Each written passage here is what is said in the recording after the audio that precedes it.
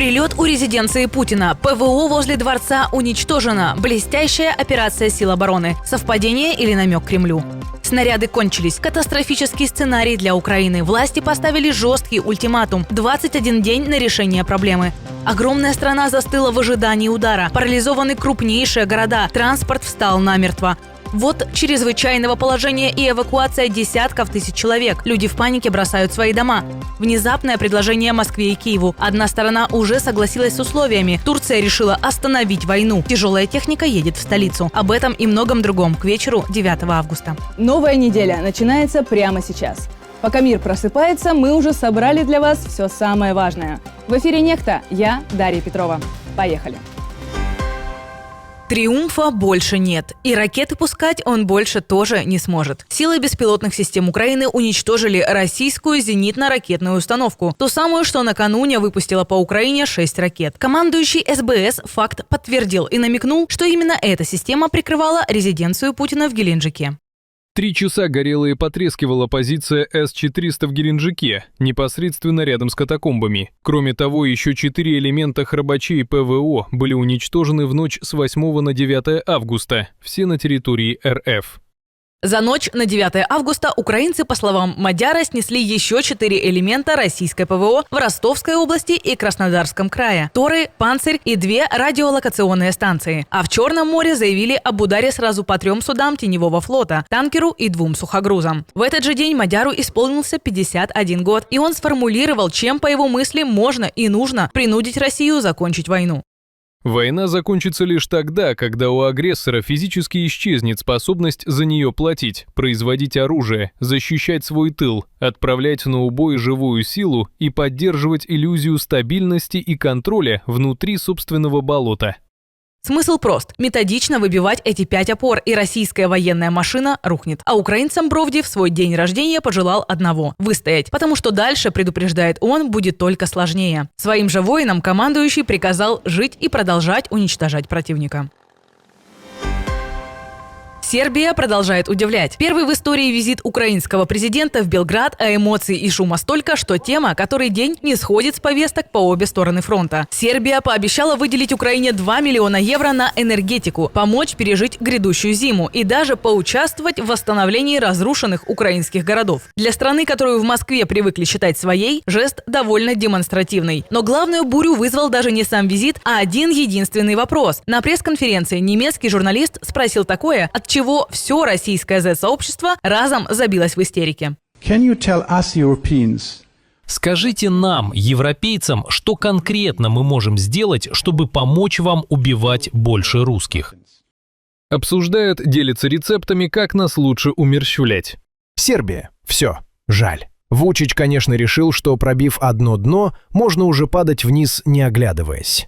Интересно молчание МИД по поводу сербского когнитивного поведения. Это расценивается как норма или как досадный проеб? Нет у России никаких славянских братушек, есть только братья-северокорейцы. Все остальное – это кружок фольклора. Зеленский ответил буднично про оружие и деньги, но и чтобы они шли строго в нужное русло и работали максимально эффективно, чтобы украинская оборонка могла производить вдвое больше, благо потенциал для этого есть. А в финале подчеркнул, все в мире должны знать, что Украина хочет достойного мира и использует любую возможность, чтобы приблизить его как можно скорее.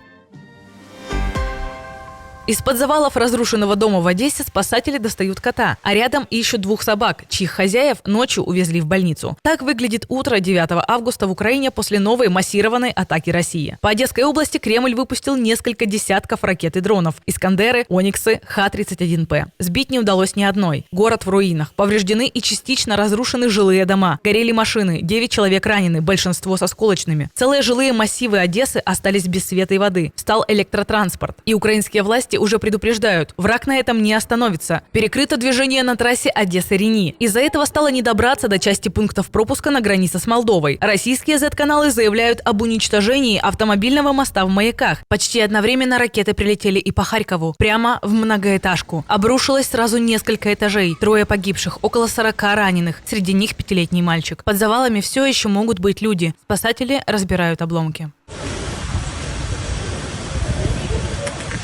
Накануне вечером под удар попал Павлоград. Россия ударила по торговому центру в сердце города, выждав субботний вечер, когда люди приходят туда целыми семьями. 9 пострадавших, 4 из них дети. Бить по толпе в выходной – вот так на самом деле и выглядит эта война. Также были нанесены удары по Житомирской, Николаевской, Киевской, Херсонской, Сумской, Донецкой области и Запорожью. Россия продолжает делать ставку на баллистический террор, который не ограничивается одним городом или населенным пунктом. Только за эту неделю против Украины было применено 61 ракету, в том числе 56 по баллистической траектории.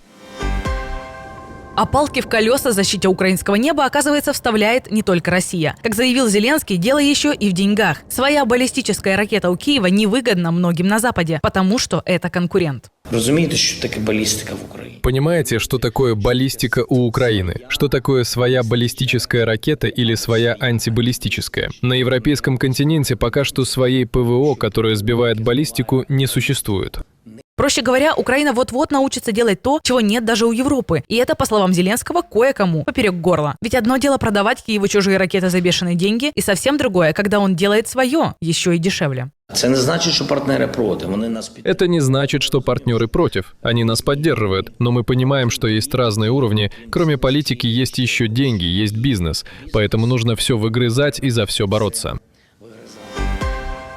Турция решила остановить войну, хотя бы на море. Глава МИД страны Хакан Фидан заявил, что Анкара официально предложила Москве и Киеву ввести мораторий, то есть запрет на удары по торговым судам в Черном море, которая из-за войны превратилась в сплошную зону риска. Конфликт распространился на все Черное море. Сначала атаковали порты и военные корабли. Теперь под ударами без разбора оказываются все коммерческие суда. Нужно создать механизм, который позволил бы объявить мораторий. И что важно, по словам Фидана, украинская сторона такое предложение уже подготовила. Анкара передала его Москве и теперь ждет ответа. А тем временем Турция давно уже перешла от слов к делу. По данным Bloomberg, она начала попросту придерживать корабли, идущие в российский Новороссийск. Не выдает им разрешения на проход через свои проливы. То есть Анкара тихо перекрывает Москве морскую дорогу, не дожидаясь, пока та вообще соизволит ответить. Не забывают по ту сторону Черного моря и кто в этой войне агрессор. Турция готовится передать Киеву крупную партию тяжелого оружия, которое Украина ранее приобрела у страны. В списке дюжина гусеничных установок «Хаймарс» и больше 2500 ракет к ним. И главное, 70 дальнобойных «Атакамс», что бьют вглубь на сотни километров. Плюс 47 тысяч артиллерийских снарядов. Все это всплыло из уведомлений, которые Госдеп США подал в Конгресс. То есть Вашингтон, по сути, уже дал зеленый свет на перепродажу своего оружия Украине через Турцию.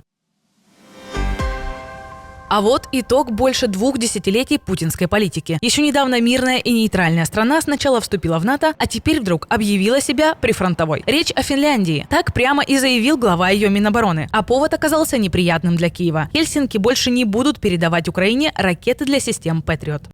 Мы сделали все, что могли в максимально возможной степени, но как прифронтовая страна мы не можем ставить под угрозу нашу постоянную боеготовность в плане противовоздушной обороны. Причина, по словам министра, простая – своя безопасность. Соседство с Россией пугает настолько, что теперь финны начали придерживать ПВО для себя. Ранее лидеры Польши и стран Балтии предупреждали о возможном нападении, саботаже или провокации России в регионе. По данным литовской разведки, Москва может использовать захваченные в качестве военной добычи украинские дроны для инсценированной атаки. А вот у главной военной державы мира, похоже, пустеют арсеналы. Пентагон изо всех сил давит на оборонные заводы. Наращивайте выпуск оружия и боеприпасов, да поживей. Как пишет The Washington Post, замглавы Пентагона разослал промышленникам письмо с жестким сроком – 21 день, чтобы предоставить планы, как резко ускорить поставки и производство критически важных компонентов. Все из-за войны с Ираном, которая подчистую съела американские запасы. Сам Трамп, как водится, все отрицает, о чем мы уже рассказывали вам ранее. Вот только письма с ультиматумами заводам обычно не рассылают, когда всего вдоволь. Для Украины это и вовсе катастрофический сценарий. Ведь еще недавно Зеленский заявлял, что США обязались каждый месяц поставлять Украине ракеты для ПВО. Вопрос теперь в том, чем эти обещания подкреплять, если запасы у самих американцев на исходе. Сомневается во всецелой помощи Трампа и его бывший советник Джон Болтон. Не думаю, что Трамп готов предложить Украине что-то большее, чем лицензии на Патриот. Да, у него было несколько хороших встреч с Зеленским, но вы знаете его поведение. Если он улыбается сегодня, это не гарантирует, что он будет улыбаться завтра. И он по-прежнему думает, что они с Путиным хорошие друзья. Огромная страна замерла в ожидании удара. Китай объявил высший, красный уровень опасности из-за приближающегося мощного тайфуна с именем Дельфин. Он уже парализовал полстраны еще до того, как вышел на сушу. Транспорт встал намертво. В 2 главных аэропортах Шанхая отменили почти 1500 рейсов. Еще около 300 в Ханчжоу. Остановили паромы, ограничили поезда, замерли крупнейшие порты. Синоптики обещают ливни и шквалы на огромной территории. Сам тайфун должен обрушиться на побережье утром 10 августа. Нынешний сезон экстремальной погоды уже обернулся для Китая наводнениями, загубленным урожаем и человеческими жертвами. Полыхает и другой край света. В канадской провинции Британская Колумбия ввели чрезвычайное положение. Десятки лесных пожаров распространяются, по словам властей, невероятно быстро. Люди бросают дома и попросту бегут. Под эвакуацию попали уже около 22 тысяч человек. Еще почти 10 тысяч сидят на чемоданах. Особенно жуткий пожар вспыхнул в районе Болт-Рейндж. Всего за 3 часа он сожрал 50 квадратных километров, а к сегодняшнему утру эта площадь почти удвоилась. Сейчас в провинции горит сразу 105 очагов, и 70 из них вспыхнули лишь за последнюю неделю. А напоследок добрые новости, как вы и просили. В американском городе Такома полицейские искали заброшенную лодку, а нашли настоящий кошачий ковчег. На борту оказалось больше 30 истощенных и перепуганных котов и котят, и ни одного человека рядом. Судно частное, так что для обыска пришлось даже раздобыть ордер, и только потом полицейские смогли подняться на палубу и вызволить всю пушистую команду. По словам самих стражей порядка, зрелище было настолько сюрреалистичным, что напоминало кадр из мультика. Коты преспокойно разгуливали по всему судну, будто единственный экипаж корабля-призрака. Хозяина лодки вычислили по документам, но дозвониться до него пока не смогли. А всех котов уже забрали в приют. Теперь они в тепле, сыты и, самое главное, больше не одиноки. На этом на сегодня все. Спасибо, что были с нами. Подписывайтесь, чтобы не пропустить все самое важное. И до встречи утром на Нехта.